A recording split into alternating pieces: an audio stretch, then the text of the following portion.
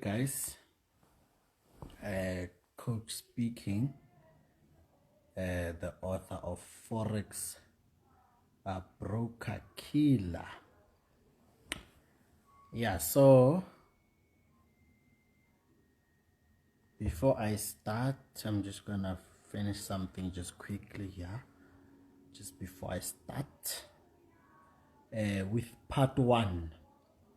Before I start with part one, I remember a few days back I was doing part zero. That was basically covering from birth, which is precisely 1995 till at least 2009 of my story, and the logic behind, or the motion behind me telling you guys these things, is so that you can get to see that behind this flashy lifestyle that you are seeing right now, the affordability that you're seeing right now,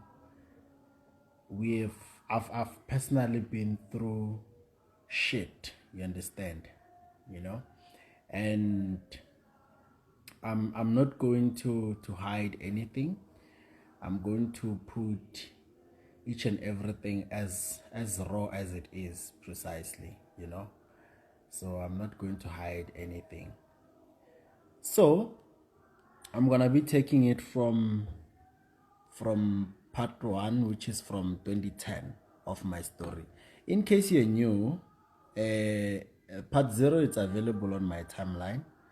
I think it's the second last post before the post of the car, the mysterious car which people have been waiting for, and it might exist and it might not exist, so just stay tuned to see. So yeah, remember on the part zero, I was on 2009. I ended things in 2009 when I was going to grade 10.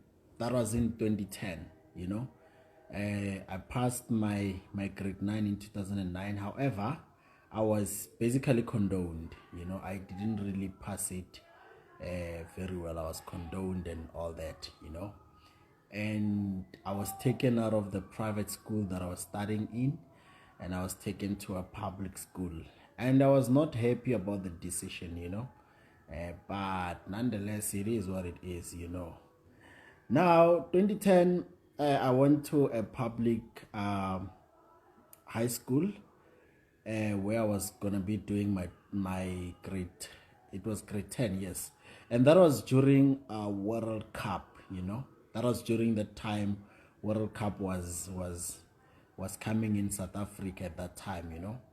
And I was not happy about the fact that I was taken out of a private school to a public one, but I now that I've grown, I actually do understand my mother's reasons, because I'm much more matured compared to back in the days, So 2010, I was going for my grade 10 in Lolo High School, just a small school around Limpopo province.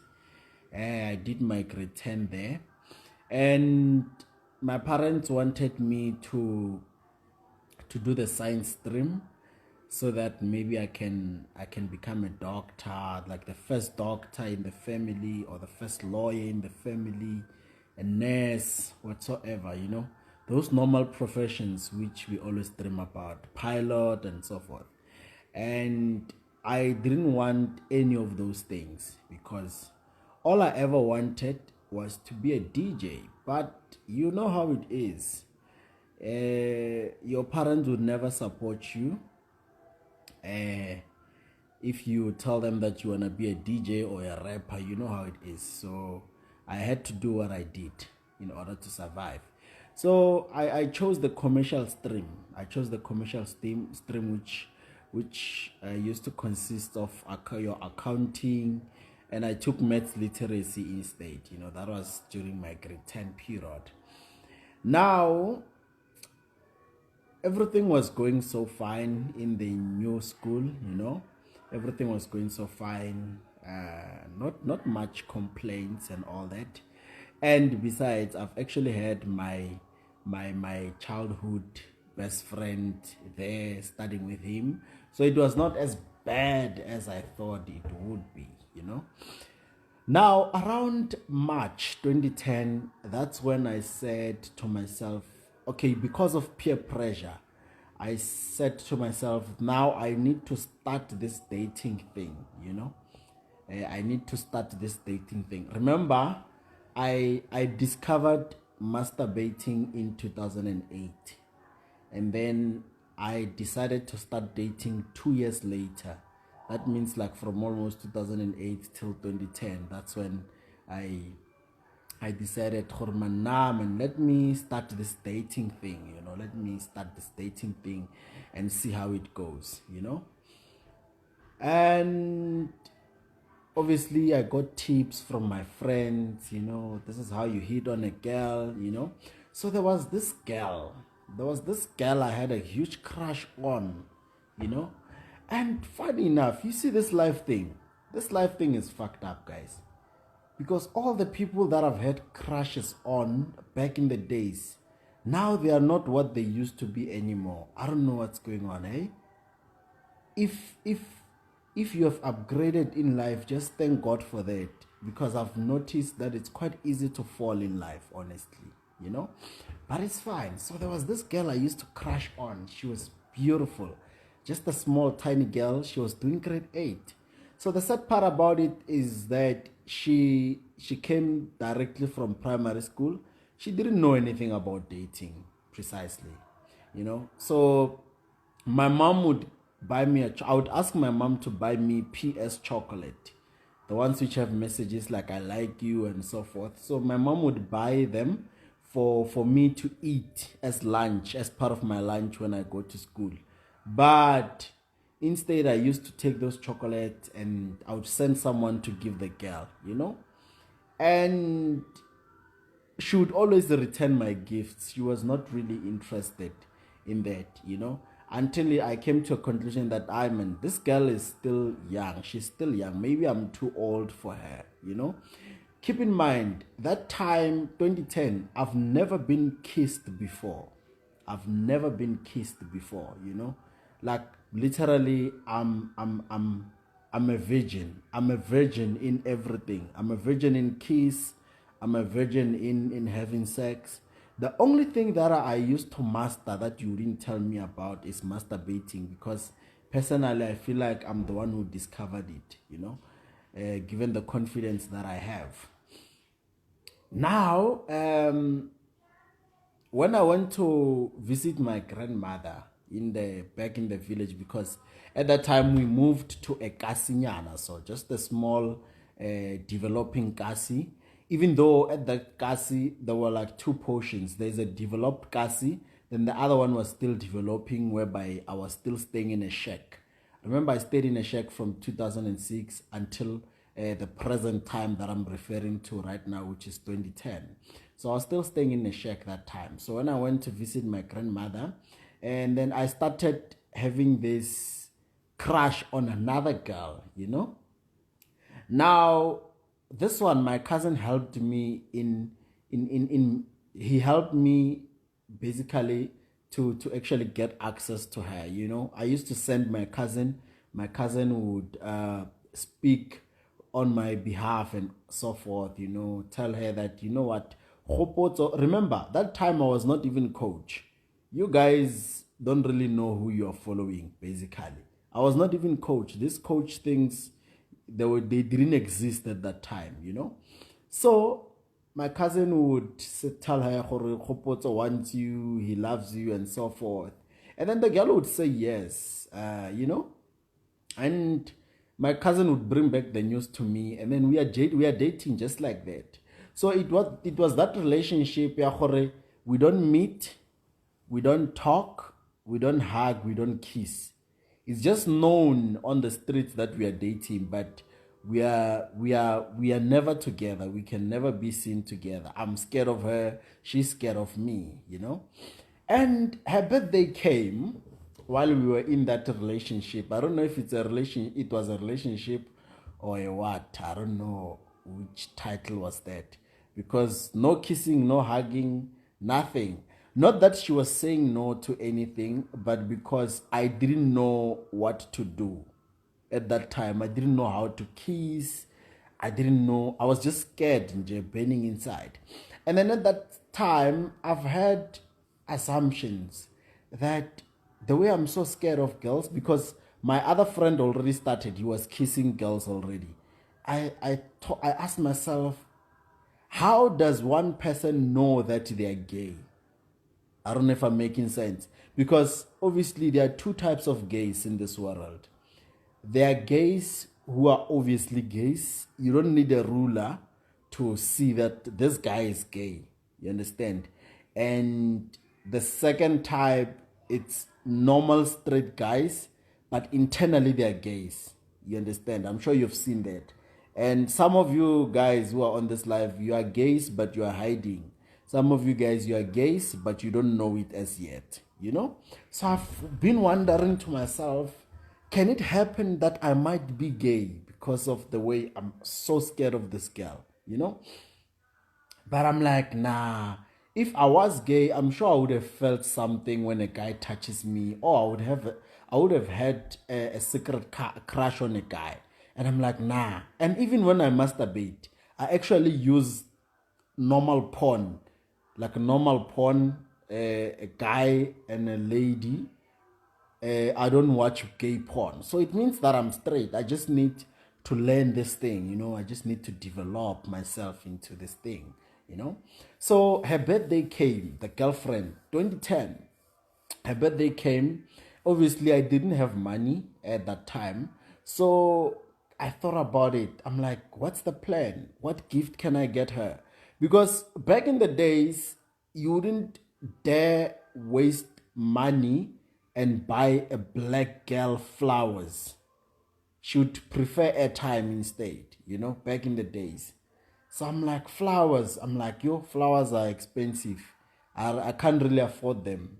If they were like 20 rands or 30 rands, I wouldn't afford 30 rands at that time. So given the fact that I'm actually a DJ, even though my parents don't support it, and around 2010, those who are in Limpopo, they know a lady by the name of Pleasure.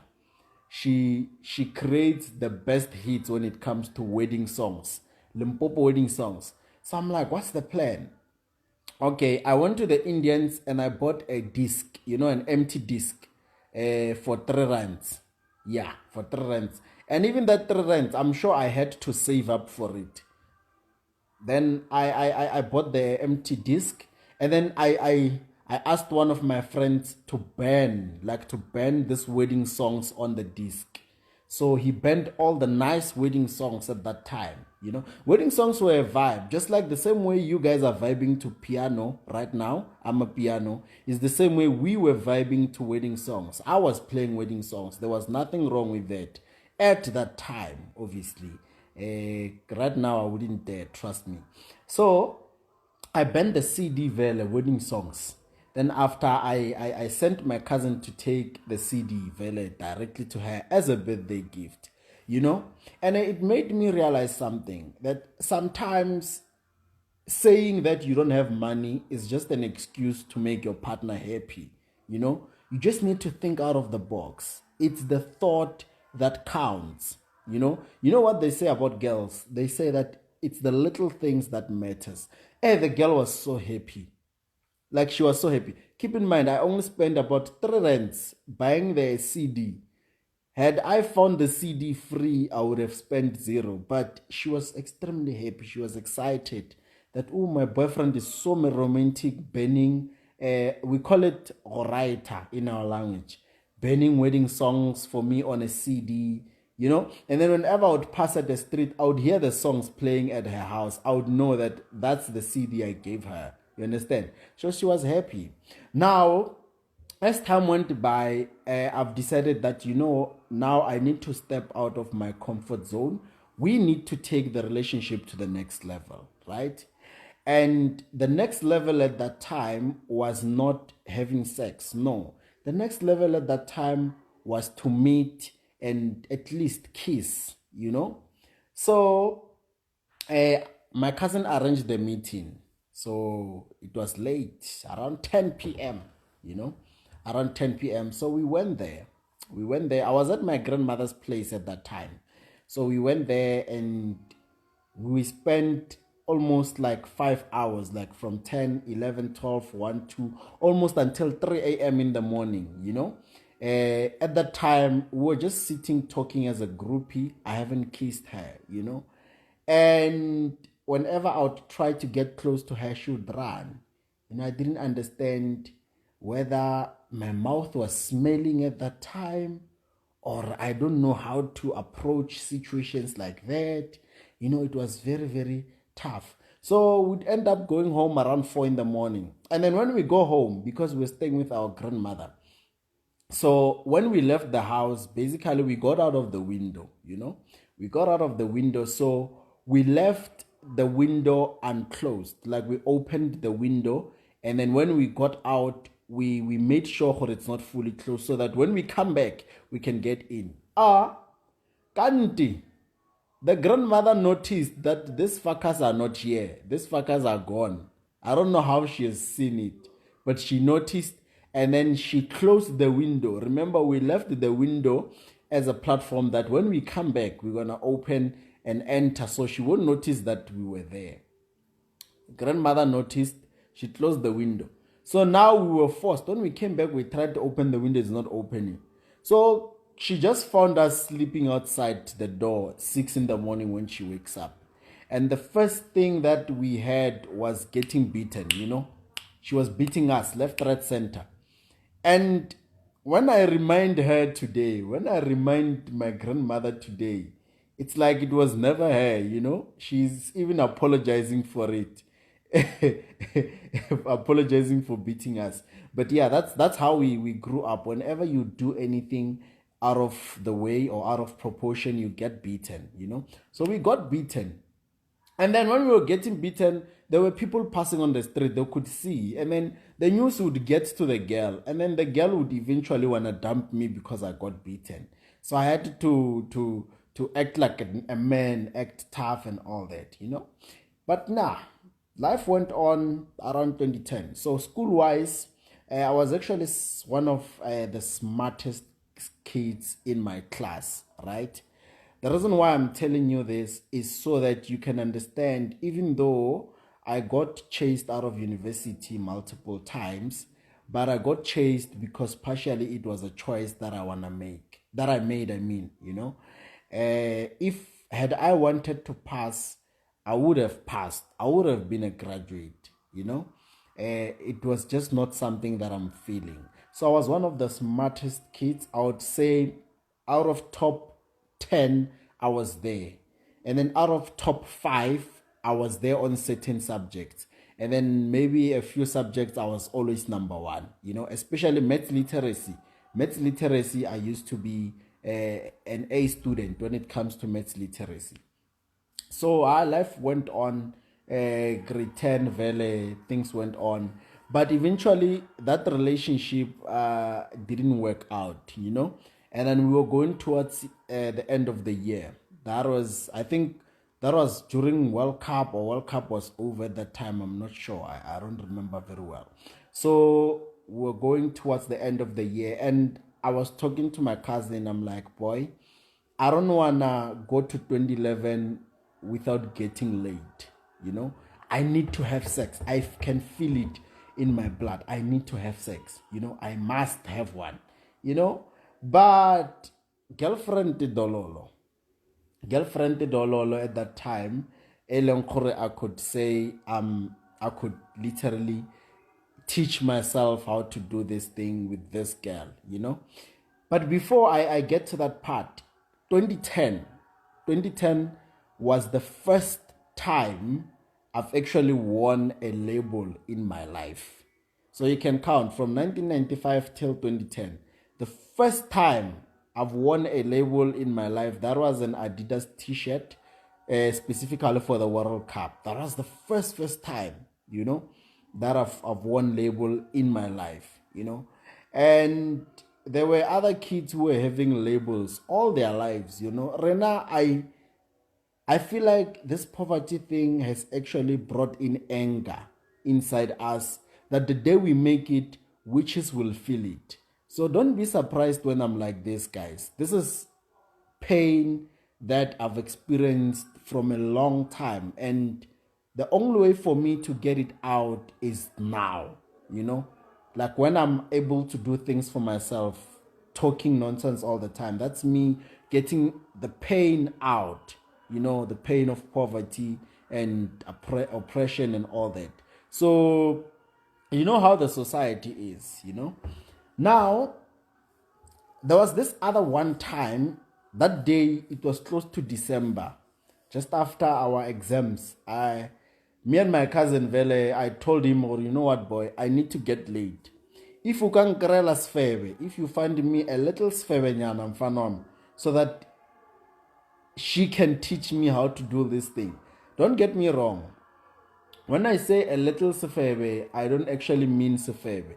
What I mean is somebody who has seen it all, and they can actually teach me how to do this thing, because I felt like, you know what, I need to get late. That was just me at that time, Now, we found this girl.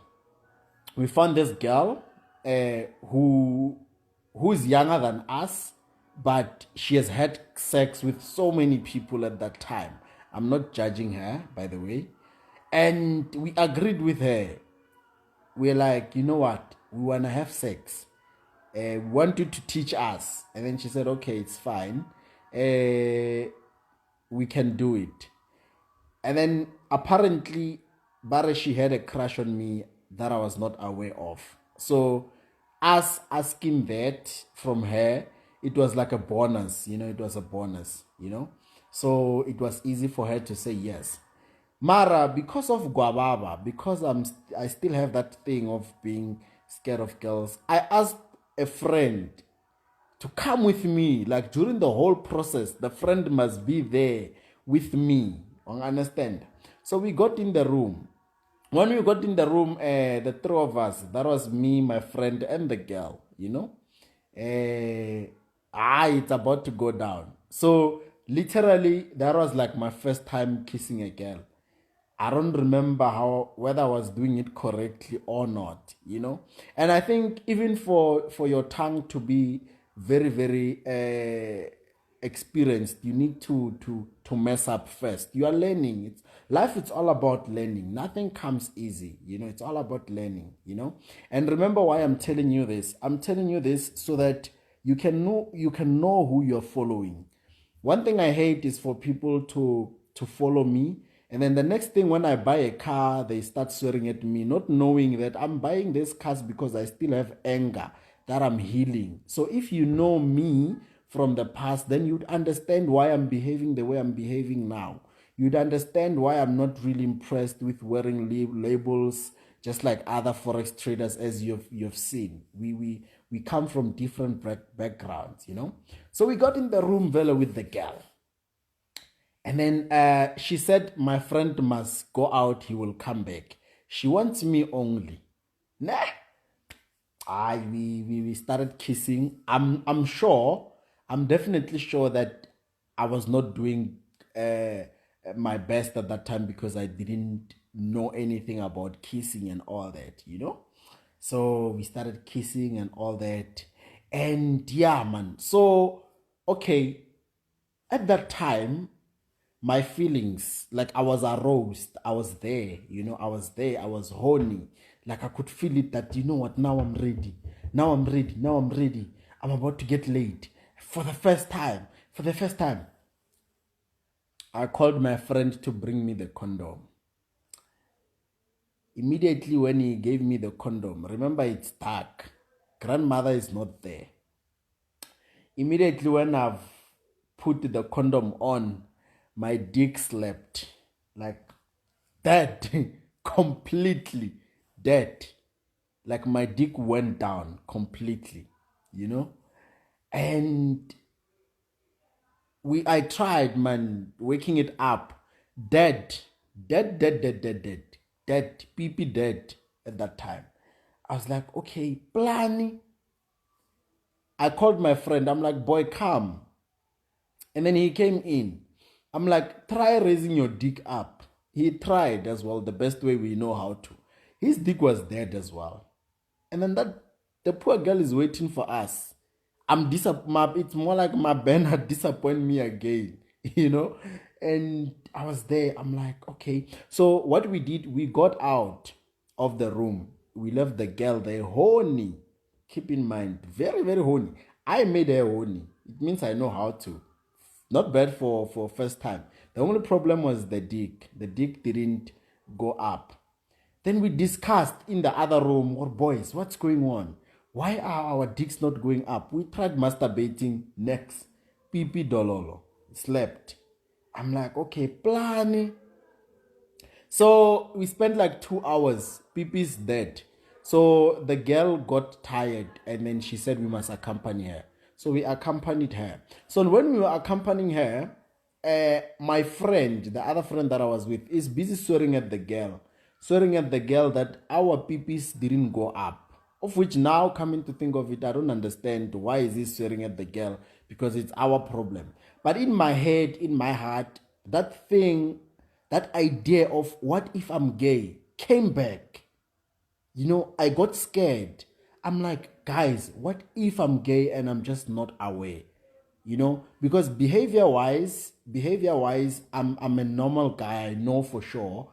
But when a girl comes and the PP is not going up, what's going on? What if I'm into men? You know, I was just terrified with the whole idea of being gay. You know, I was like, shit, I'm in serious shit here. Now, what happened was when we came back, Vele, we discussed it. We're like, boy, what's going on? Why didn't our dicks go up? And then he was like, nah, boy, let's sleep. We'll talk about it in the morning. Then we went to sleep. Then I couldn't sleep. When I was trying to sleep, I just think of the idea, what if I'm gay? You know, what if I'm gay? So I started masturbating. Guys, here's the funny thing. I didn't even spend 2 seconds. Already the dick was up. Again. And I'm like, how, my daughter? Mfwetu. Not so long here. You were supposed to do your job. For the first time, I'm giving you an opportunity to get laid. Now it's me talking to him. I'm giving you an opportunity to get laid and you're disappointing me again. You know? And the dick was up when I was masturbating. And I did my things and I came and I slept, you know? But the issue was actually eating me, that what if I'm gay? What if I'm gay? What if I'm gay? But yeah, I told myself that, you know what, let me leave this sex thing. Maybe God was trying to save me, you know? Sometimes it's not like it's like God is protecting you from certain situations that you're not aware of by making your plans not work. So I concluded that my plan of getting laid didn't work because God is trying to protect me from anything. I don't know what is it that he can protect me from, you know, because I just wanted to get laid. I mean, it's not a big deal. Now, 2010, towards the end, I got my report and I passed very well because I was quite bright. You know, I passed very well. Then 2011, going to grade 11 now. You know, I'm going to grade 11. Now, during the progress of 2010, I was starting to play soccer. You know, I was starting to play soccer at my grandmother's place, just around that side. You know, then 2011, I was falling in love with playing soccer. You know, that's when I started watching PSL, your Barcelona. So I had these big dreams that one day I might be a soccer player. You know, so 2011. I sat down with my parents and they told me that I can do better than what I did the previous year when it comes to my studies. You know, I can do better than that. And we agreed, and then they reassured me, or they reminded me that I should forget about being a DJ. at all. And then we had a deal, we had a deal at that time. Keep in mind, 2011, I'm still staying in a shack. Now, 2011, I went to grade 11.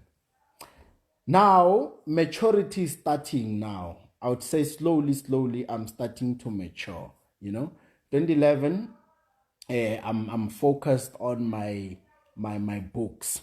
Now, here's the thing. Currently, right now, I'm a shareholder of my company, which is called Mutlane Traders, right? I'm a shareholder.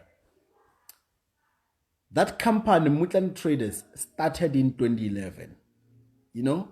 Now, what I'm trying to say, your dreams don't just start today. The dreams that you might have started a long time ago, So Mutlane Traders started in 2011. So 2011, I was with this guy. He's quite intelligent. Those intelligent guys in school. They don't talk to anybody. They are not open about anything. They are not interested in dating. They are always on their books. So luckily, I was able to connect with that guy. So this guy, he was always filling in ideas in my head. Let's do this type of business. Let's do this, So that's how Mutlane Traders started. I only made it a reality in 2017. It started in 2011 and I only made it a reality in 2017. Yes. Because, now, during the course of grade 11 in 2011, I was playing soccer. So at the soccer, when I was playing soccer, I was scoring goals constantly, And whenever I would touch the ball, girls will scream like, "Coach, coach!" So that's how the coach name started. It actually started when I was playing soccer, just around 2011, just somewhere around there, So it started there. They started calling me coach. So many people think that I'm coach now because of Forex. Let me reassure you, Forex is something that I started just a few years back. It was never part of my life. I didn't know anything about trading. Let's just understand. So that's why I'm telling you guys this lifetime story so that you can understand. Ne? Sharp. So around that time when I was playing soccer, they started calling me coach. One thing led to another, I was coach, right? Now, 2011, I started bonding. I started bonding with this beautiful lady whom I was studying with, I started bonding with her. Bonding is very, very dangerous, Like spending time with a female is very, very dangerous because you end up developing feelings for one another without being aware, Now I started bonding with her. We were studying together, helping each other with assignments and so forth. It was nice, Life went on in 2011. I was still staying in a shack. Come year end 2011, I passed my grade 11 again very nicely. Alongside my best friend, he has always been there. Now, 2012, I was still staying in a shack now. 2012, I was doing my matric. And my parents asked me, what is it that I want to become? And honestly speaking, I just chose commercial stream because it was less difficult compared to how people were comparing it with the science stream, I didn't really know what I wanted to become. So I sat down with my parents and they helped me choose a career, and I saw a couple of careers, economists, accountants, and so forth. So every time I would be interested in a career, I would actually Google the salary scale. I was more interested in the salary scale, not the process of getting to wherever that I needed to. Yeah, you understand. So 2012 matric now. Now I'm doing matric. You know what? I'm still a virgin, by the way, but at least I've kissed a girl before. I know how it feels like. Now I'm maturing slowly. And my parents asked me to stop playing soccer. They asked me to stop playing soccer because soccer was taking most of my time. Like during the progress of 2011, I was always at the field and all that. So they asked me to stop playing soccer, and I did. And during March, I applied for TUT. I actually didn't bother applying to UJ, VET, or anything because the way I was thinking about those varsities, they were meant for intelligent people. That's the idea that I had. And then TUT is meant for everyone. You know how people feel about TUT, like everyone can get in TUT. So I applied for TUT, and yeah. So early 2012, the girl that I was bonding with the previous year, I started falling in love with her, right? Now, my fear was that what if the feeling is not mutual? Now, I want you guys to understand something. In order for a person to be successful, sometimes there needs to be something that drives the person beyond their limits. You understand? So the reason why I'm concentrating more of how my love life was is because relationships, they are the reason why I'm here today. I got successful because I wanted to get back at some people, because they've proven it to me that I'm nothing. So I wanted success so bad that I would literally do each and anything which is possible. I would do it. So that's why I'm focusing more on that. School, it played a role, yes, but it has nothing to do with how I got to make it. Maybe I would take school as a platform whereby you meet your future business partners and so forth. But school never really played a huge role when it comes to my success. Relationships did. Now, the reason why I'm telling you guys this is because I want you guys to understand. The one thing that hurts you the most sometimes is the only thing that you need for you to push beyond your limits. Because if you're comfortable, you can't push beyond certain limits. I don't know if I'm making sense. That's why the chess boys, they never really make it on their own because they are always comfortable. But the more you get hurt, is the more you have a reason to get out of poverty. I don't understand a person who gives up in life, yet still they are inside poverty. Poverty should be the reason why you want to get out of poverty. You understand? So yeah. So now my key point in success, basically it was relationships. So that's why I'm focusing more on that. So don't misinterpret my story. Your English. Yeah. Now going on. So me and this girl, I started falling in love with her, and I didn't tell her about it. And whenever I would see her talking to another guy, innocent talk, I would get mad. I would get jealous and so forth. It's normal. It's love. Only to find out, she was actually feeling the same way about me, but she was scared to tell me because, honestly speaking, at that time we were the opposite of one another. Like, I was this guy, short guy, who literally has nothing, and she, on the other hand, she was a beautiful tall lady who would literally get a better boyfriend than me. You understand? So it was quite difficult for me to tell her about how I feel, and vice versa for her. But this other time because every day after school we would go home together. This other time I just decided to talk to her about it. And funny enough, she felt the same way. So it's more like we confessed. Like on one another, how we feel about one another and so forth. And when I was kissing her for the first time, she was taller than me. I had to step on a stone.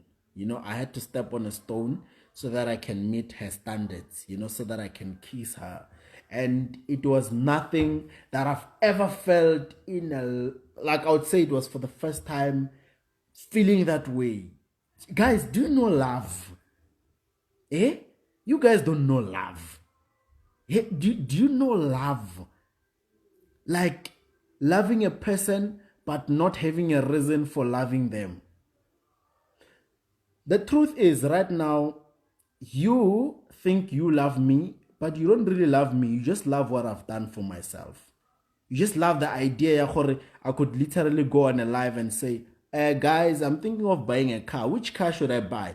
And you're suggesting, buy a G63, buy i8, buy what. And then the following day, I go buy it. You just love the idea that I've done well for myself. You understand? That's why you are here today. You love what I've done for myself. But had you met the me before coach, the Khopoto before coach, if I was live, nobody was going to be watching right now. That's just the truth. It's nothing personal. And going forward with my stories, I'll get to that point so that you can understand what I've been through and how I got into Forex and how I got to make it in Forex. It was not a game, people. I see people every day saying, coach, I've blown 2 accounts. I feel like giving up. I just look at them and I'm like, you guys have no idea. You guys have no idea. So, vele, I was in love, guys. Like, nothing could tear us apart. And we decided, we did one thing which was good, which is to keep it private. We kept our relationship private for a few months, I think. That was in 2012 when we were both doing matric, you know. Kept the relationship private. It was lovely, guys. It was lovely, right? She was the first lady that I thought I wouldn't live without. So you guys, you must destroy this mentality or you can't live without certain people. That's nonsense. You are born alone. You're probably going to die alone, go to heaven alone, or hell alone. I guess they say it's heaven or hell. Then now I don't know where I'm gonna go. So I will sing.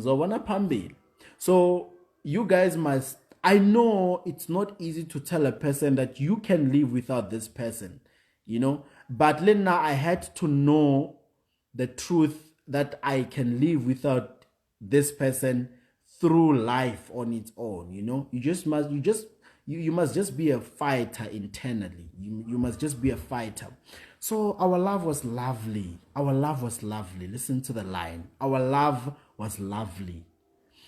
Now, when the news got public, it was all over school, you know, that Khopoto is dating this girl. Khopoto is dating. It was lovely, guys. Yo, Yazini. Yeah.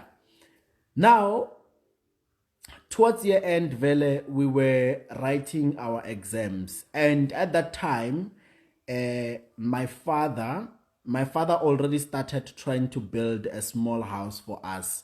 Because 2012, I was still staying in a shack, yeah, he tried doing something for us.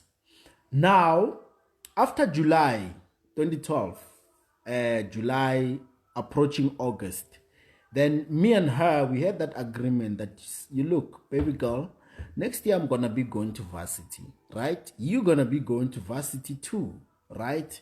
And I don't want to go to varsity still being a virgin. I mean, I've been trying to get laid ever since from like 2010. But my dick would sleep whenever I'm supposed to get laid, you know, and so forth. So I want to get laid. I want to lose my virginity. You understand? So how do you feel about that? She was a virgin at that time. And she said, you know what? Actually, I was thinking about it. I want to lose my virginity too. I was just waiting for the right guy, right? I was waiting for the right guy. And I was that right guy at that time. You know, life. You see, this virginity thing was a big deal back in the days. It was a big deal choosing who breaks your virginity. But now it's like you just write a WhatsApp status. You're like, guys, I'm still a virgin. Who wants to break me? And then we come in and say, me. Then you choose who breaks you. Even if it's a stranger, then they break you and then you move on. It's no longer a big deal at that nowadays. The way I see things compared to back in the days. You know what I'm saying? Now the time has come. Now the girl says, I want to try it, right? But I heard it's painful. So please be gentle with me because I don't know anything. So at first, I told her that, you know what? Don't worry. I've seen people do this before. Don't worry. I know what I'm doing. But the truth was that I didn't know anything. You know, she knew that I was a virgin, but I told her that my friend lost his virginity. He told me the whole experience. I know what I'm doing, baby girl. Trust me. And then she said, okay, let's set a date. Now, at school, there was this fence behind the school almost. There was this fence which was a little bit broken, I would say, if that's the right word. So we agreed we're going to run away. During break, we're going to run away, literally from school, metric, to get late. Who didn't run away to get late? Back in the days, I mean, it was a big deal. Now, the time came and then we ran away from school. But now, here's the problem. When we were going to my place, then it's now that it clocks that fuck, I'm still staying in a shack. And I was like, shit. Should I tell her that I'm staying in a shack? Or should I just surprise her with a shack? Because obviously her house was nice, and then now I'm staying in a shack. I'm like, if I tell her that I stay in a shack, what if she changes her mind? But I'm like, you know what? It's fine. She loves me for who I am. I would say at that time she has proven it that she loves me for she loved me for who I was. Because at my street there was a couple of RDPs, right? There was a couple of RDPs and then there was two shacks. That was the shack next door and my shack. And then next door there was a big house. So when we were at my street, I'm telling her, this is my street. And then I can see her, she's smiling, looking at the big house. And in my heart, I'm like, yo, girl, if only you knew that we are going to go to that shack, you'd be disappointed. But I'm not saying anything. So when we got there, I just opened the gate and then now she can see that, fuck, it's a shack. But she didn't do anything to make me feel small because it was not up to me growing under those conditions and all that, Lena, she knows that. So we got in the shack. Hey, people, the shack was very hot. The shack was very hot.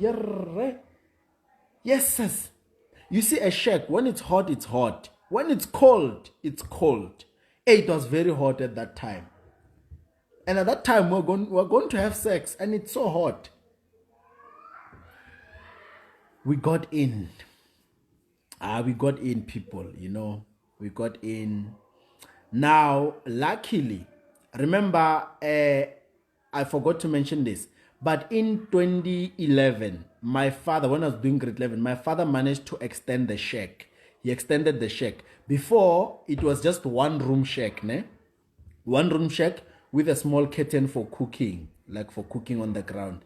And then that shack had one single bed, whereby my parents were sleeping together and I was sleeping on the floor. Sometimes I would masturbate on the floor while they're sleeping. That's when I have proved to myself that I'm a professional in what I do. Masturbation, Forex, buying cars, I'm a professional. That's my profession. One understand? So my father managed to extend the shack. I don't know for what reason, but what they said to me, they said I need privacy. I think they noticed. You see, when you're masturbating, at night when you're masturbating, it's quiet, right? Only dogs are barking. And then when I'm masturbating, obviously I start slow. You start slow motion. And then when I'm feeling it, I start going fast. And then when you start going fast, common sense runs away. The only thing you focus on is what you're feeling. So I think sometimes they might have heard on the ground saying clap, clap, clap, clap, clap, clap. Sometimes it makes a bit of sound. Don't act like you don't. Clap, clap, clap. I think they've noticed that this boy is starting to masturbate. So my father decided to extend the shack, and then I've had my own room in the shack, but it was just divided by a curtain. There was no door, there was no privacy. So every time I had to masturbate, I would make sure that everybody is asleep and it's dark, and I would do it inside the blankets, because imagine outside the blanket and my mother walks in on me while I'm still coming. Imagine coming on your mother, dog. She would never forgive you for that. And the milk that comes out is a bit hot. Imagine coming on your mother. That's fucked up, dog. So I didn't want any of those things. Now, we went to my room inside the shack. Just a small single bed. The single bed which I was sleeping on, I was actually given by my parents, gave me after they got a better bed. So we sat down. I'm like, baby girl, now it's time. Already we were kissing, so kissing was no longer a problem for me. I learned how to kiss and all that. So we started kissing. Her breast was small. There are girls whom, not in a bad way, but there are girls whom their breasts are already big. You are a virgin. The breast is already big. Sometimes you don't know whether to touch it like this or to hold it like this while you are, But hers was tiny. Like my hands would fit in. I would grab it like this. It made me feel like I'm a man. This is my breast. You know what I'm saying? Now, sharp. We kissed. And then she got half naked, right? And then when I got naked as well, and then she was like, no way. There is no way that I'm having sex today. I got naked, right? Already I'm there. I'm like, girl, you know what? I'm here. I'm the man. I'm here. And then she said, you know what? No. She was just half naked. There's no way that I'm having sex with you today. I feel like I'm not ready, And I was like, Blani. And I remember that my best friend told me that, boy, this girl's, you must force her. You must force her. She wants it. And I'm like, okay, should I force? And I'm like, no, I don't really have that heart. So what I did was that I just hugged her. I'm like, baby girl, it's okay. Let's not do it today. But deep down inside, I was angry. I'm like, fuck, this girl. I want it. But whenever she look at me, I would smile. I'm like, you know what? Baby girl, I understand you're not ready. And we'll just talk, cuddle and all that. And then we would wear our clothes, and then I would accompany her home. When I come back, I would be swearing on the road. I'm like, this girl is fucking up with me now. I want to get late, But I've told myself that I'm going to be patient. Day 2, we went to the shack again, my home. Same thing happened. She was not ready.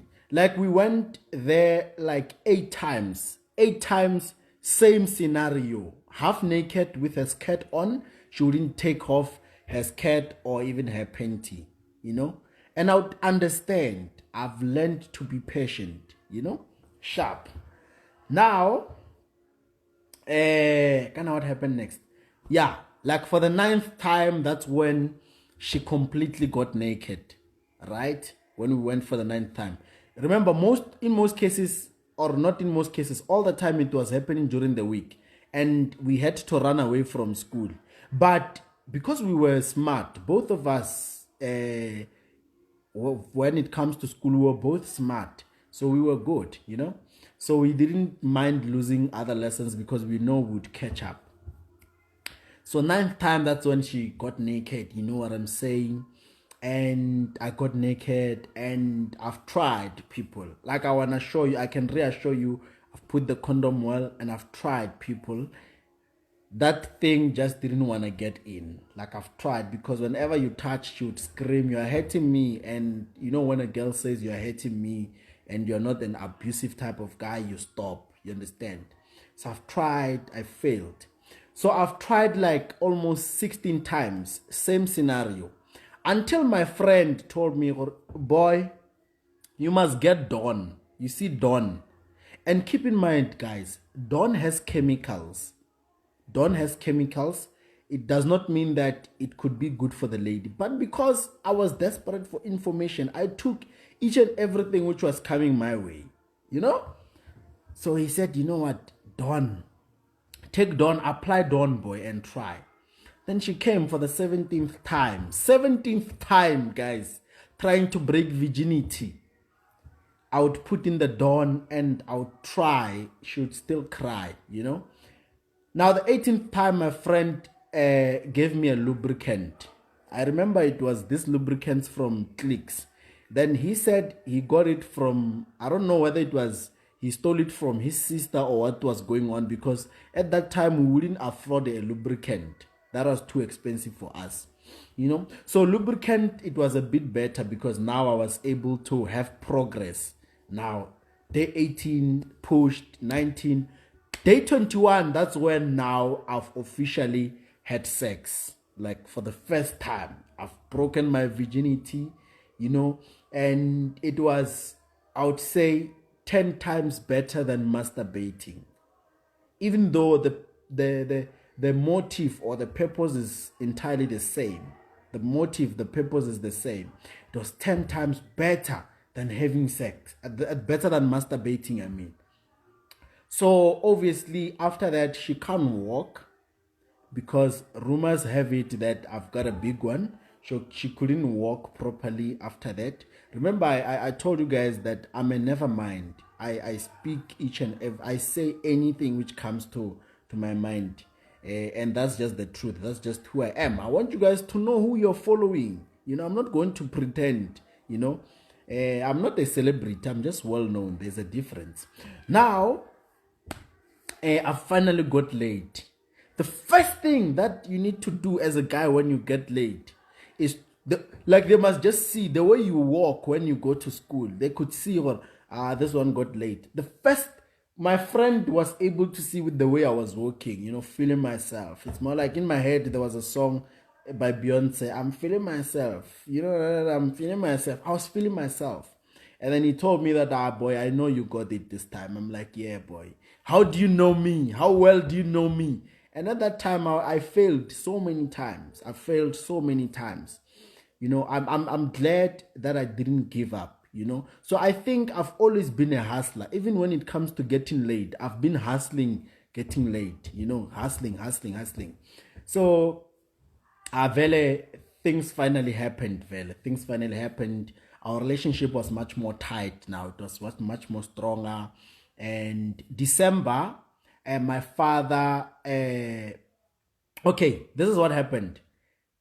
When I was born in 95, I was born alone. Ne? I was born alone. And I have a little sister. My little sister came 18 years after me. Like, this simply means that all my life I was alone. So I've learned to be selfish and all that because of me being used to being the only child and all that. So my little sister came in 2013. So, but in 2012, my father managed to build a small house and so forth, you know.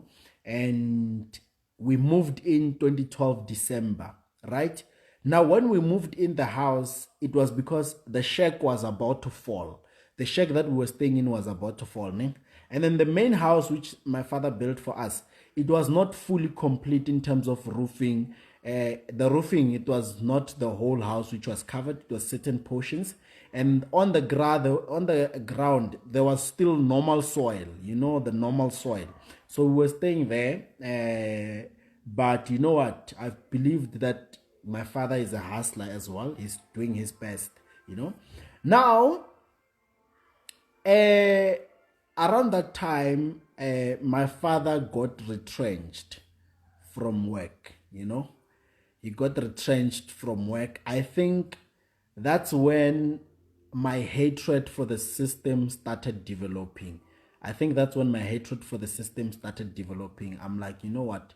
This system is not okay. It's damaging our parents. So what happened was that my father got retrenched from work, right? And then after he got retrenched for working almost 20 years at the mine, right? After that, his package, the entire package that he was given for working for more than 20 years was not even more than 50,000, I'm sure, you know.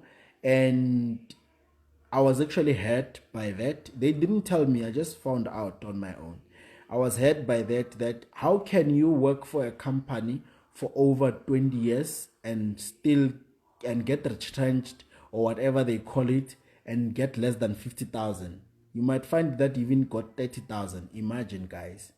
And that time he took a loan that was obvious for him to build a house because he didn't have money to build a house at that time, And that's when my maturity in terms of life started. I've learned with my own parents. So if you're unable to learn with your own family, then you will never learn. You must just start with the little details that's happening in your family. Observe. My parents are waking, right? My father is doing this, my mom is doing that, my aunt is doing this, my cousin is doing that. But are they where I want to be in life? And the answer will always be no, because we always have greater dreams, And I got hurt by that, and I could see him whenever he's alone that this thing is eating him, but you are an employee. There's nothing you can do about it. Because even taking the company to the lawyers, you need money, number one. Only people with money win court cases because they can afford the most expensive lawyers. Now you are poor. Who is going to represent you?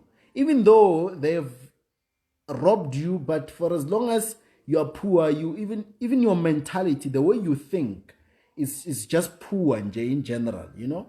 I don't blame him. I don't blame my parents. It's just how they grew up as part of the system, and I'm actually glad that I was able to see it from a young age.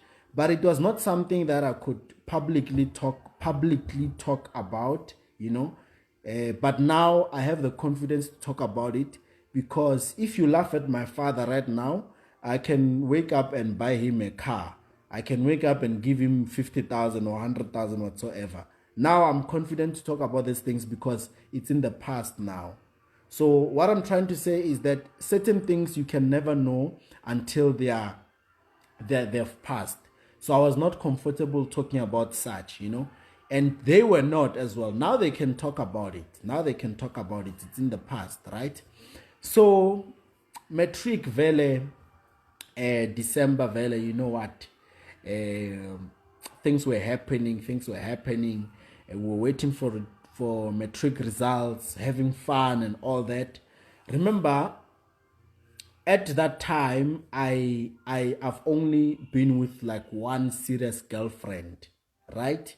Now, if I've started the activities that I was not like that before. Like, understand? It's life circumstances. Life happened, Now, 2012 Vele matric, waiting for results. The results came out in January, right? And the results, when they came out, I've passed. They call it, I forgot that thing they call it. There is diploma, there is higher certificate, I think it's bachelor what? Yeah, I've passed with that thing. I think that was more or less the last time I've seen my matric certificate. Even today, I don't know where's my matric certificate. I don't know, honestly. But yeah, so I've passed very well. And TUT rejected me on the first course that I've applied, which was economics. And they've taken me on the second course, which was local government finance. That was the second course they took me in. And my relationship, my love life was perfect at that time. My girlfriend passed, my best friend passed. So the good part about it was that my best friend and I were going to the same varsity. Still from the same high school to the same varsity. The only thing which I was worried about was that my girlfriend was going to a different university. So I was a bit worried that what if she changes on me? But I'm like, you know what? This girl gave me her virginity. She loves me, right? And she has been with me ever since I was staying in a shack, and she can't leave me now, So I was okay eventually with that. And my little sister was born in 2013. There's only like two of us. So it's more like I have a son and I have a little sister. So those are my main two responsibilities in my life, I would say, up to this point, because my parents told me that they don't want they don't want to make me feel like I'm responsible for them. They are still able to do things on their own, and I will help where I can. That's why even today my mom still working. She's still working. It's her choice. We have talked about it and agree on that. So vele 2013 vele everything was proper. Now when I was about to go to varsity, I told my girl that, baby girl, you see now that I'm gonna take like 3 months without seeing you because we're going to different provinces and all that. Let me hit it for the last time, baby girl. Let me hit it for the last time, And she came, well, I've hit it for the last time before we went to different universities and all that, And yeah, that was dope, man. That was like, I felt it. That was true love at that time. At that time. Now, I went to varsity. So when I was going to varsity, my mom gave me 400 rands. I remember. My mom gave me 400 rands, and that was the first time going to Pretoria. She gave me 400 rands, and she gave me the 400 rand that she gave me, 100 and something that I was supposed to use for taxi, ne? And she gave me a big bag. The bag, it was actually filled with food. So my mom has always been protective over me and all that. So the big bag was filled with food. So she gave me grocery from home. Imagine carrying pap, rice, everything, one bag. So people thought it was clothes. Can't it's food inside. And I told my mom that, give me money. I will buy food for myself. She said, no, you are still young. They will rob you in varsity. So she bought me grocery. And I went to varsity with it. Now, at the varsity, the person that was supposed to welcome me is a cousin of mine, part of the family. He was almost done with varsity, so he fetched me from. I actually left Begersford and I went to Pretoria. Then I got off the taxi rank and I was carrying this big bag. And when I was carrying this big bag, my mom warned me about people in Pretoria that they're going to rob you, especially when you're first year and all that. But that bag was too heavy. My mom said I must not trust anyone with that bag. But I was unable to carry that bag. So there was this Nyaupas who came and said, hey, mfanami, I think ukusize lapho, uyakaya, and I was like, rankua. Then he helped me carry the bag. He carried the bag for me. And that was much better, And I gave the guy about 20 rands, I remember. So he showed me the taxi to Rankwa. Shout out to him, even though I can't, if I would know the guy, I would literally take him out of the situation he's in right now. But I don't think I would ever remember him. But I've helped such people in my life before. I've actually taken a couple of people off the street. But obviously it was off media. You wouldn't really know who I'm referring to. Now, I got into the taxi and then my cousin fetched me at the Garangua taxi rank. That was my first time in Pretoria, first time in Garangua. That's where the story started. That's where the journey started now. So he took me in and then I stayed with him for about a week or two while I'm looking for my own accommodation. Right, I was looking for my own accommodation and all that. And I was talking to my girlfriend every day. I was talking to her every day on the phone. We were talking on Facebook. WhatsApp was not really famous at that time. The only thing which used to be famous at that time was Facebook. So we were talking on Facebook and all that. Phone calling each other, buying this Vodacom 3 minutes at that time, My cousin showed me the ropes. He showed me the varsity, that this is the varsity. This is what's happening in varsity and so forth. So I've stayed with him for about 2 weeks and then he helped me find a room. So I found a room and I also found roommate. Ne? So the room that I was staying in 2013, it was a stop nonsense. Do you see this stop nonsense structure which they use to cover clinics? Like you see public clinics, the type of stop nonsense they use. I actually stayed in a room that was built using those things at that time, It was dope for me. I didn't mind at that time. So that was my first room. And I don't know how to cook, number one. It was quite tough.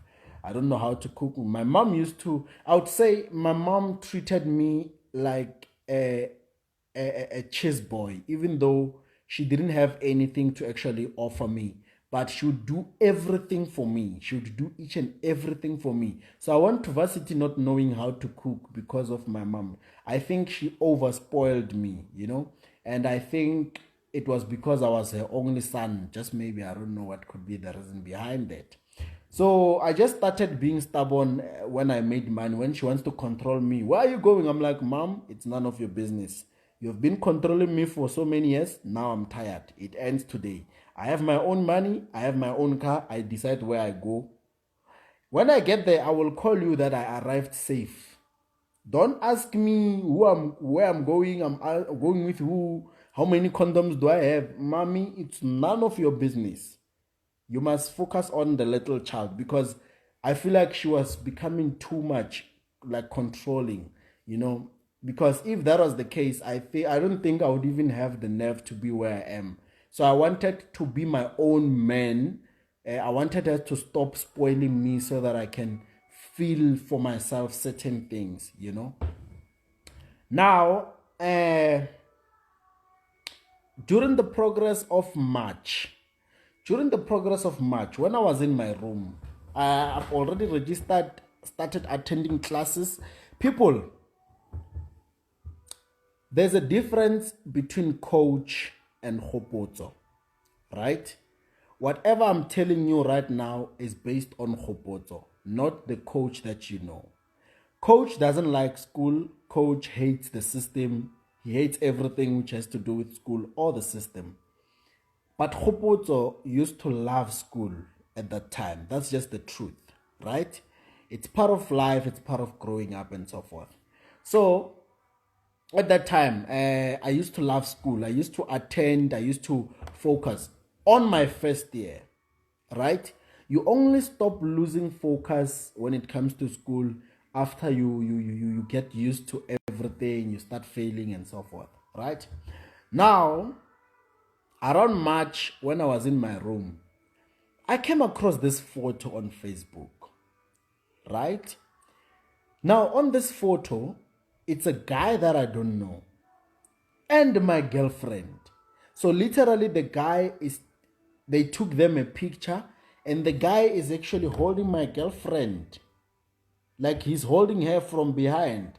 I could literally see his dick right on my girlfriend's ass touching. Even though the picture was not showing, but now I could see it. That this can't be an ordinary picture. Now, I'm seeing this because she liked the photo. I'm not friends with the guy. I didn't know the guy. She liked the photo, and I've seen the photo through what she liked, randomly so. And then I went deep into this guy's profile, and I found lots of pictures of him and my girlfriend. Hey guys, I was heartbroken. That day, I didn't eat. I was like, what's going on here? Does it mean that she's cheating on me?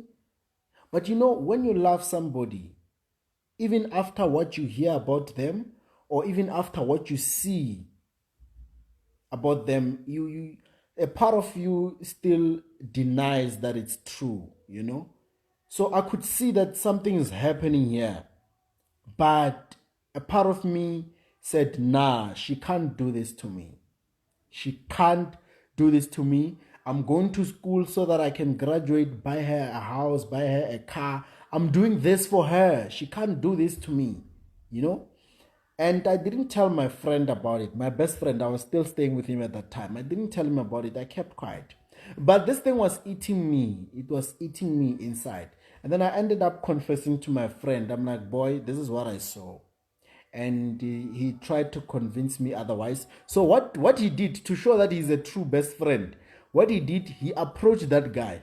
He started swearing at that guy. That nigga, I will kill you. That time he doesn't even have a gun. Nigga, I will kill you. The girl that you're busy with is my boy's girlfriend. He did that behind my back. I didn't send him to do it, That was because he saw how he knew how much I loved the girl, and he was just tired of seeing me get hurt, right? Now the guy that I'm referring to is still my friend even today.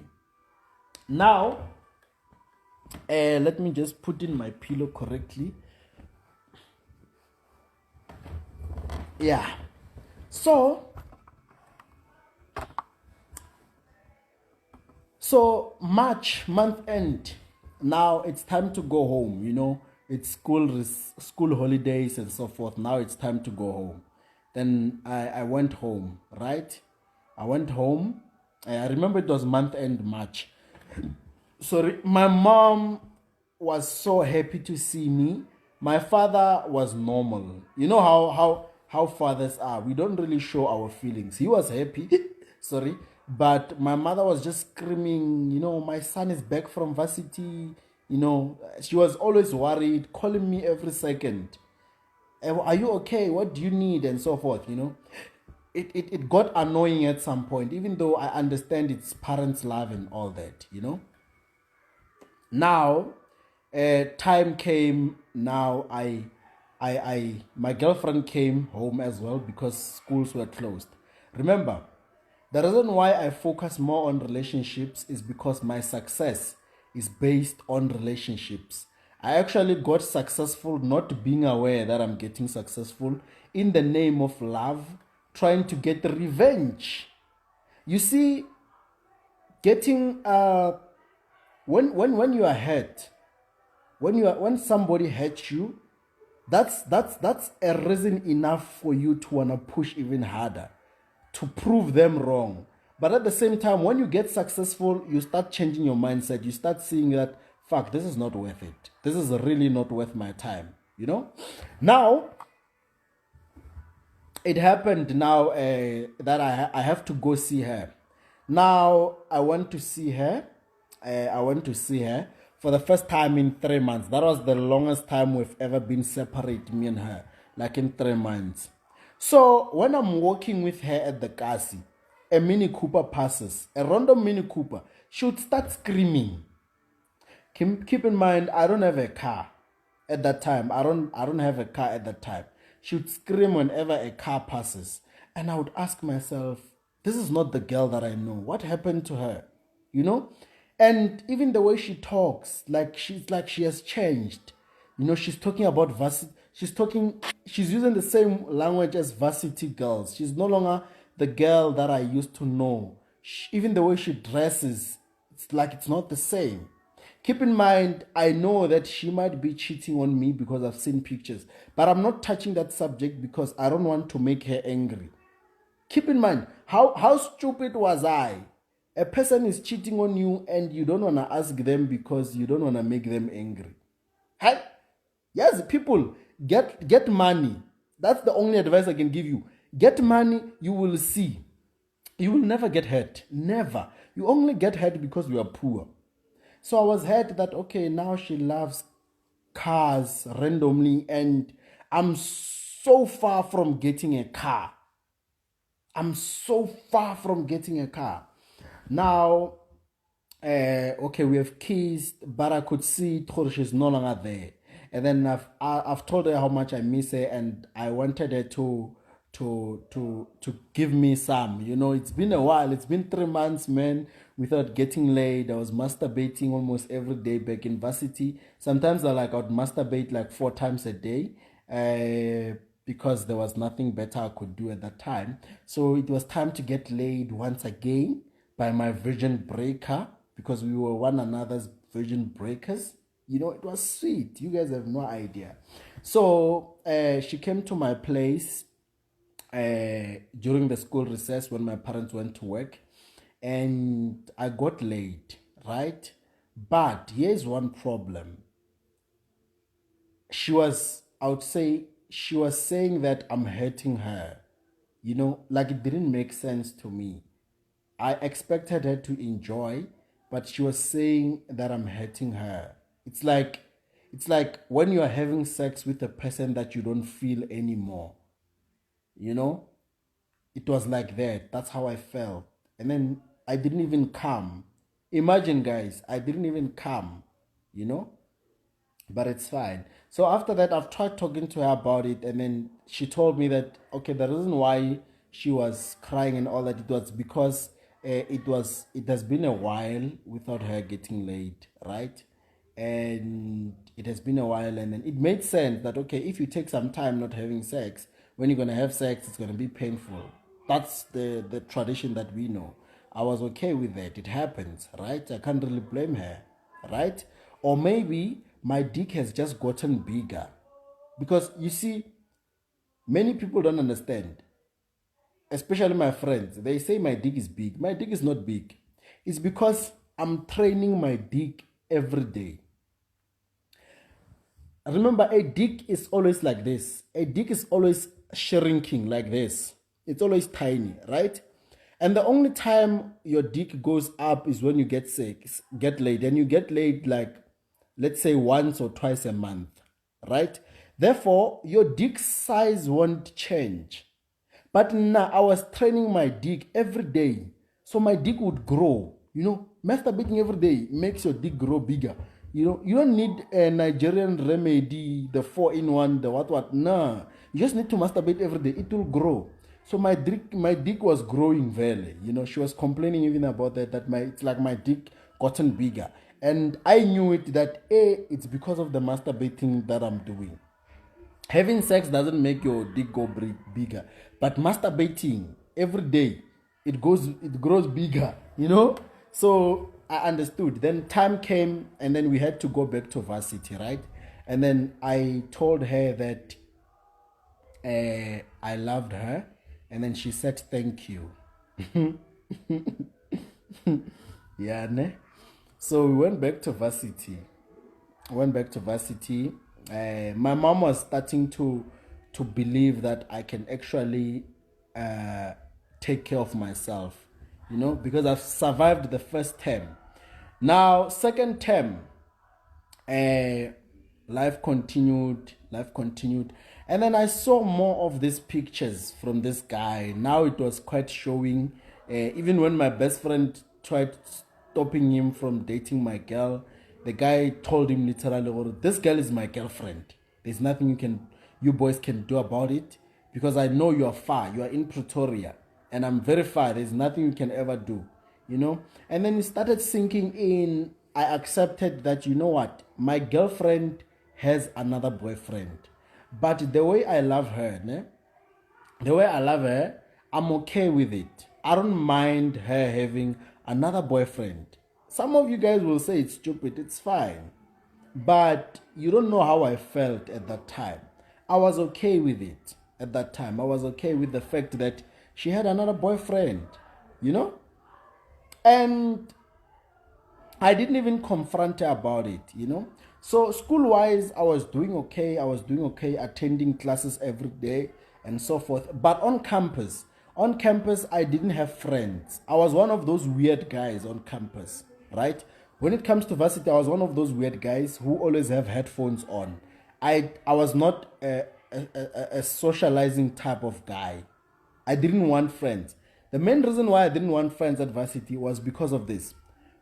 Every time I'm alone in varsity, I would think of myself driving a big car, living in a big house. Like, I would enjoy daydreaming. Now, if you are a popular guy in varsity, you can't really have time to daydream, because whenever you sit down, people are coming and they're talking to you. So I used to enjoy myself. Whenever I would walk from the room to the campus, people would see me walking, but I didn't see myself walking. I was seeing myself driving a big machine. And even today, I don't mind living wherever I am with a G63, just to drive on the same road that I used to walk on, just to remind myself. So that's how I get to remind myself of where I come from, so that I don't get taken away by the certain type of lifestyle and nonsense. Now, school-wise, I was pushing. Now, towards exams, when I was about to write my exams, here's the thing. When I was about to write my exams, now, that thing hit me very hard, that how can this girl do this to me, I've had a couple of suicidal thoughts that, okay, what do I have to live for if shout out to Master KG in Chaka, whatever pinch. So if if this girl is no longer with me, then why do I have to leave? You know, I don't see any reason for me to leave. I might as well end my life. But here's the problem. Problem ko gore ke legwala. I don't know what is legwala in English. I don't know the right word about concerning that. But that was the problem. So I didn't have the nerve because I'm scared of pain and I know suicide is pain. So I told myself that I'm gonna hang in there. I'm gonna hang in there and see what happens. Now, my exam, June exam, 2013, I must say, my girlfriend was the reason why I actually failed. Because most of the time, whenever I was supposed to study, I would think about her a lot, and sometimes I would occasionally cry, you know. But crying does not mean I was like, no. Late at night when my roommate is sleeping, I would cry silently, you know, to show that I'm in pain, you know, but there's nothing I can do about that at that moment. But it was fine. So I didn't study enough because I would think about her. Sometimes when I'm making notes, I would cry and then tears would cover my books and all that, you know. And I tried to be strong. That was just love. I didn't see any reason for me to live anymore, you know. And I'm saying this because I know there's someone right now who's in love and they think they can't live without someone. People, you can live without a person. I'm telling you, it's just that problem is when you don't have money, it's very difficult. Have money, you will see you don't need anyone. Have money, people, you will see. Now, life went on. June recess. I remember June recess when the school closed, 2013, I went home. Now I went home. When I got home, my mom was excited that my son is back home. But now she can see the difference between how I was in March when I went home and how I am in June because I've lost weight. So she started being worried that what if I'm not eating healthy? What if I'm being abused at varsity? And I couldn't talk to her that mom and like they're hating me. There's this girl that I love and she's hating me. And I think it's a problem. You see, I have a son and I want my son and I to have that relationship. You know, I'm gonna be the one, even though the mother of my kid won't agree, I know for sure, but I'm gonna be the one teaching my son how to masturbate. I will tell him, I'm going to be that type of a father. I will teach him how to masturbate and so forth. I will teach him everything so that even when they hurt him, he's able to talk to me as his father. And then whenever he comes to me and like, Daddy, I'm hurt. I'm like, who hurt you? And then he says, it's Karabo from Senten. I'm like, where does she stay? She's staying what in Rivonia. And then I take my private jet, I fly, and then I'm going to stand or fly or park on top of the girl's roof with a microphone that you are not worth it for my son. You see, I'm going to be that type of a father that he must talk to me about anything, because so many people are very suicidal because of relationships, because they are unable to talk to their parents about it, because our parents don't want us to date. First things first, you know. So I want to have that type of a relationship with my boy, you know. And the only problem that I would have is having the type of a relationship with a girl, because I wouldn't want my baby girl to get fucked. That's the problem. But my son, I would want him to fuck. It's fine. I think I'm okay with that so far.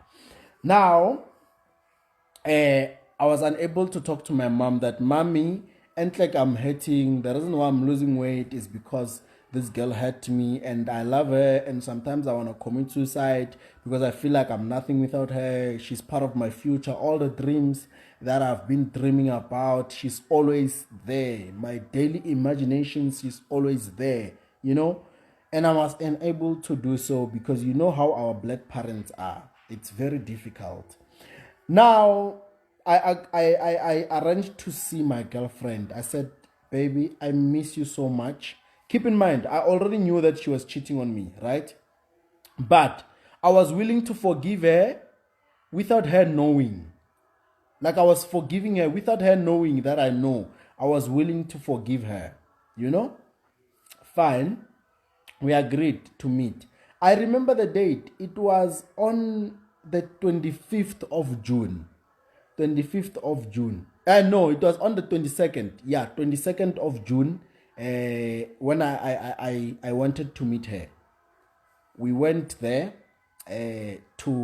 we met Vela, we talked, and then I told her how much I love her and so forth, you know. I even wanted to apologize that, baby, I'm sorry that you are cheating on me. I'm sorry. Imagine a person cheats on you and you are the one who's apologizing. The biggest question is it love, or is it stupidity, or is it just poverty on its own? Because poverty can make you do that. There's no person with money who can do that. I'm quite sure about that. You know? Fine. I wanted to apologize and so forth. And she told me that, you know what, Hopoto, I love you. And then I started smiling. And then she said, I love you, but when she said but, I knew that something was coming. But I can't do this anymore. I'm like, what do you mean? And then she's like, I can't do us anymore. You're just not the guy for me. There's nothing wrong with that. You know those breakup lines? There's nothing wrong with you. It's actually me. You know those lines? And I don't see myself with you in the future. You're not the type of a guy that I'm looking for, right? And so forth. And I was like, okay, you're not the type of a guy that you you are looking for, and you've only realized that after you went to varsity. That simply means that you've met better guys. I was like, okay. And I begged her that, baby girl, please don't break my heart. Don't leave me. I won't be able to function without you, you know? And she said, I'm sorry. It's better to be honest than to be in a relationship whereby I'm not happy. I was like, okay. You know, one thing that I will always respect her for is it's always better to tell a person where you stand with them rather than to have them think otherwise. I think it's better for a person to know the truth, you know. So big ups to her for letting me know at that time than just to drag me until I eventually get more and more and more and more and more and more and more hurt, you know. And I asked her that, baby girl, can I just get one last kiss? Like just one last kiss. And then she gave me one last kiss. Like, it's like it was in the movies. You know that kiss whereby you are kissing the love of your life, the love of your life, and you know it's for the last time you're kissing them. And then at that time, I was sharing a tear with one eye. I was crying with one eye, knowing that she's gone. Right? I mean, like, I just didn't get it. I'm a nice guy. Maybe now I'm no longer a nice guy. It's fine. But the reason why I'm like this is because of the things that happened in my life. But at that time, I was more or less innocent. I don't remember hating anyone at that time. Now I've had plenty, and life goes on. It's part of life. That was strong. They will be strong. We were strong. It's part of life, unfortunately. You know, at that time I was innocent. I didn't understand how can they hurt me. I mean, just me. I remember that time there was no coach. There was no Forex guy. Forex didn't exist in my world. That was just me at that time. Now, I've accepted. I went home. It was around 7 to 8 p.m. I went home. Throughout the way, when going home, I was crying. Like that was for the first time deeply crying for a girl. 2013, I was crying. 22nd of June. Crying, crying, crying. But when I was crying, at the same time, I was like, one day is one day. You know, the reason why I'm emphasizing this is because I want you to know that whoever hurts you in your life, you can forgive them but never forget. Use that pain, use it to better yourself. Trust me, use that pain to better yourself. You will be surprised, eh? Even though I know we have different ways of becoming successful, but that's just the method which I used. And I didn't know that the method was gonna work until it worked. That's just the sad truth. You know, because I have people who ask me, Coach, did you know that you're going to be successful? Hell no, I didn't know that I was gonna be successful. Hell no, you know? And it's fine. I got home, my mom prepared my favorite meal. I couldn't even eat. She noticed something was wrong. I went straight to my room. I called my cousin crying, and then he told me that it's going to be fine. I called my best friend crying, told me that it's going to be fine. It's not the end of the world and all that. So when I didn't even sleep, when I was thinking in my room, I was having these suicidal thoughts. But the problem was that it was not possible at that time, you know, because the house that I was, my father's house was not really perfect. The planks were up high, like there was no way I could commit suicide. You know, that's just the truth. It crossed my mind a couple of times because of love. I think that's why I actually got to be successful because of love. You know, it's fine. So people should understand, if you think I'm heartless now, you must know that I was once a softie, like a softie. Now I give you my no nonsense. I can tell you crap one way. You know, I can tell you crap because we are all born soft, but the things which are happening to us, they're turning us into monsters occasionally, you know, at some point. They're making us strong at some point, that they're turning us into monsters. So I couldn't even sleep. I tried masturbating, my dick didn't even go up. I was just thinking about her. That was the longest recession ever. Monday, 25th of June, I went to town, right? My mom saw that I'm not okay, and then she said, son, let me go buy you your favorite sneakers. There's these sneakers which I've always wanted. So then she said, let me go to town. I've opened an account, they've approved it. Let me go take these sneakers for you. She took me to town. I was happy. Ow. When I'm at the mall, I see her. The same girl who hurt me. Now, the first thing which came to my mind was like, I should just tell my mom that, Mommy, this is the girl who hurt me. This is the reason why I'm losing weight. I wanted to tell my mom, but you know how black parents are. The first question was gonna be, when did you start dating? You see, it was gonna be a problem. I was not going to be able to answer those questions. Funny enough, she greeted us, me and my mom, and then my mom greeted her back, and I didn't. I was angry. Like, I was angry. You know that thing, you are trying to move on, but the person who hurts you just keeps on going to wherever place you keep on going to. I felt like that at that time. I was like, she's all over. Hi, she's all over. Fine. Now, time went by. Then it was time to go back to school. We went back to school. And remember, I failed. Yes, I forgot to mention that part. I failed my exams. Remember, in varsity, varsity has been divided into two. There's first 6 months, last 6 months. Ne? So first 6 months, I've actually failed. I've only passed one subject. I think it was mercantile law. That was the only subject I've passed. Everything else I failed it because I didn't study. Ne?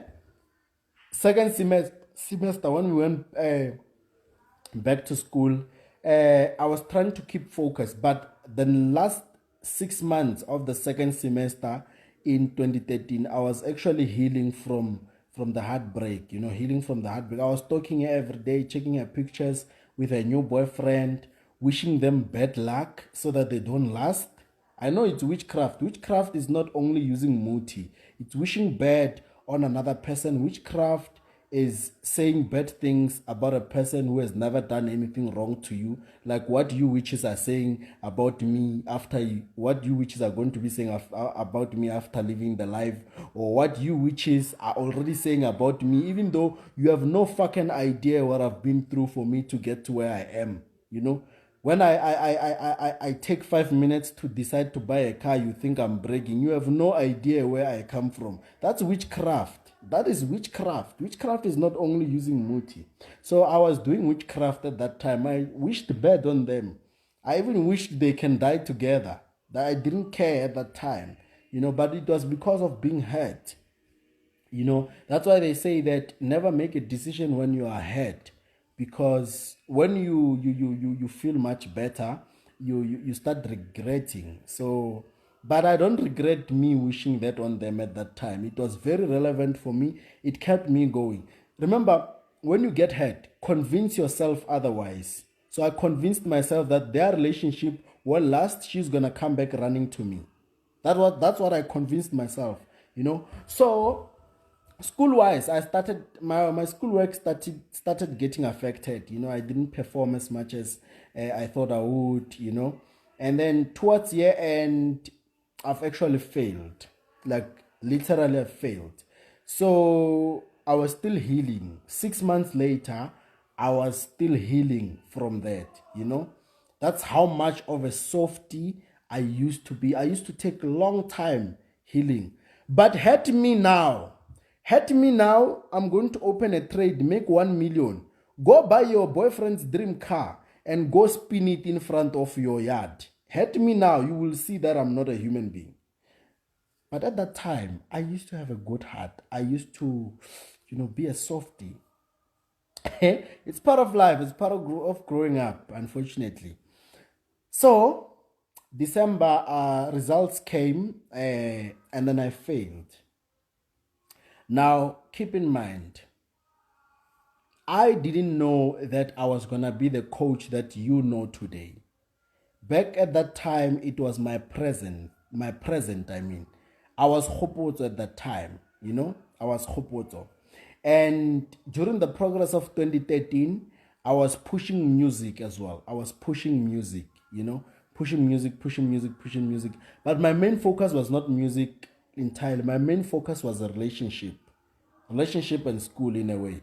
But what was dominating was a relationship. I wanted my love life to be perfect because that was the only thing which kept me going at that time, December 2013, I failed. I found out how I failed almost everything. Now, the plan that I had was to change my course. So I've actually applied for another course. So meaning that 2014, now I'm going for a new course. In varsity because the first one I failed. So now the new course was economic management analysis. The course that I've moved from was local government finance, which is being an accountant at the local government municipality in a way, So 2014, I've changed to economic management analysis. So when you're applying for a new course while you're already in the system, the varsity system, is not the same as applying for a new course where else you're not on their system. So I got accepted within few days. And then I was taken in the new course. Now, that was second year in varsity, but first year. Now, I'm trying by all means to go detail by detail so that you can get to understand how I developed the hatred for school and what pushed me to actually leave school into pushing what I push. And I want you guys to understand what pushes me even today, even though people are talking nonsense about me, but the main reason why I'm still pushing even today is because 99% of these people who talk about me have no idea who they are talking about. They have no idea what I've been through. Nothing. They're just talking. So may the Lord punish them with poverty in the name of Jesus Christ. Punish them. Hit them with poverty. Hit them with poverty in the name of Jesus. That's how I pray for my enemies. But it's fine. Second year. Now, 2014, I've told myself that, you know what? I'm gonna push more into music. Now I wanna push more into being this DJ. that I wanna be, you know. And at that time, I was DJ Khopotso. That time I was DJ Khopotso, you know. So I will tell you guys how the DJ coach thing came about. I was DJ Khopotso at that time. You know, I didn't really have a proper name. So 2014, Vele, the new course was okay, but slowly I was starting to lose interest in school. The main thing which used to make me go mad when I think about school is how my father got to work for this company for 20 years and he gets a package of less than 50,000, probably 30 something thousand. Working for 20 years for 30 something thousand, that's nonsense, you know? And how my mother can actually make more money for his boss and then she gets paid peanuts, you know? So those are the things which used to make me angry when it comes to school. So ever since from 2014, I was seeing myself shading away from the idea of me being an economist. That I was the actual course that I was studying at that time. I was slowly fading away from that dream of being educated, graduating. So I told myself that, you know what, I'm gonna be a DJ. I'm gonna be a DJ and I'm gonna make it in the music industry. I'm gonna be famous. That's the spirit which I had. So slowly I was healing from the relationship. Now it's no longer hurting the way it used to hurt, you know. It was becoming much more better. But truth of the matter is, if the girl decided to come back and say, babe, I'm sorry, I want you back, I was gonna take her back. Because at that time I never really stopped loving her. You know, I just started hating her out of love. You know, when you hate someone out of love, you just hate the fact that you love them. You don't really hate them. You hate the fact that you love them and they are not doing what you want them to do, you know, which is loving you back. Now, 2014, that's when the DJing thing started, the DJing career started. Now, that was in 2014. Now, my people, I have a lot. Remember, this Forex trading thing only started in 2016. Now, I'm still not there as yet. Now, I'm covering situations whereby I was hustling so that you can get to understand that I deserve whatever success which comes my way. I've been through a lot, people, you know. So unfortunately, as much as I love you guys, it's almost 2 hours in this live. It's like 12 o'clock right now. Thank you to all the people who have been watching part 1 of the story. Part 2 is coming very, very soon. I will find time whereby I will be starting from 2014 till 2016. Then part 3 will be from 2016, which is what you will be waiting for, I believe. So please, you can set your notifications on so that when I go live next time, it notifies you. But thank you guys, the 1,000 people who are watching me live for my story. Thank you guys. I really, really appreciate it, you know. The reason why I'm doing this is because I want you guys to know and understand who exactly are you following, you know. Because I don't want that thing you're following this celebrity and you don't really know how the only thing they tell you is, when you ask them how did you make it, the only thing they tell you is keep on pushing. But the question is, keep on pushing what? You know, if only these celebrities would be honest with you guys, you'd get to understand that the process that you're going through right now is part of success.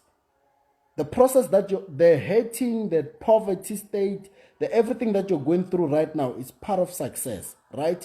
If you're not going through this, you will never get successful. So people are asking me to save this live. It will be available on my timeline, so you can watch it tomorrow in case you don't know the full thing. So part 0 is also available on my timeline. Nonetheless, I know there's still a lot of you guys who want to hear my story and so forth, but now, thank you guys. Thank you guys for everything. Thank you guys for watching. May the Lord bless your hustle. Now I'm tired. I need to masturbate now so that I can sleep. You know, I'm still proud even today. Thank you guys for having me. I will see you guys next time. Just make sure you set your notifications on, but I'll do notify when I'm gonna go live for part 2, whereby I'll be taking it from 2014 till 2016, whereby my Forex journey started now. The main thing that you guys are waiting for. And I believe when I'm done, because it's still lockdown, when I'm done with these sessions, every time when you think of the situation that you're in at that moment, you'll remember that more or less I've been in a similar situation.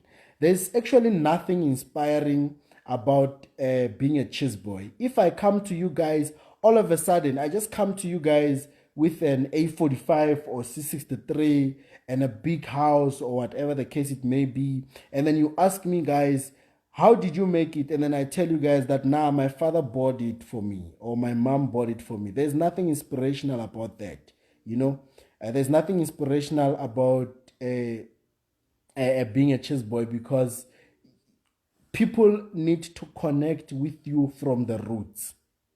That's why even today, I have my day one niggas. I have people whom I know, regardless of what the media says about me, they will always stand with me. Do you know why? It's because they know the 2016 me and they know the 2020 me. Now, the ones who are attacking are people who just randomly see a post on social media. They don't really know who I am, where I come from. But I can reassure you, I'm nothing related to a chess boy. I know almost each and every condition concerning poverty that you are experiencing right now. Trust me. And I've taken myself out of this situation without having a sponsor. So what I mean is that you asking help from people and them not helping you is no excuse for you not to be successful. You can just keep on pushing. Your time will come. The only problem with how God operates is that you never really know when exactly is your time. You just keep on pushing, and whatever you do, people will never stop talking. Whether it's good or bad, they will never, ever, ever stop talking. You know what I'm saying? But nonetheless, thank you guys for watching me today. And people are saying new car. I don't have a new car. Sometimes you must just go to the garage, take pictures and post, just to provoke your enemies. And I did so, and then they were provoked. I don't have a new car. But I'm going to say what I say. If you believe that I'm real, I'm real.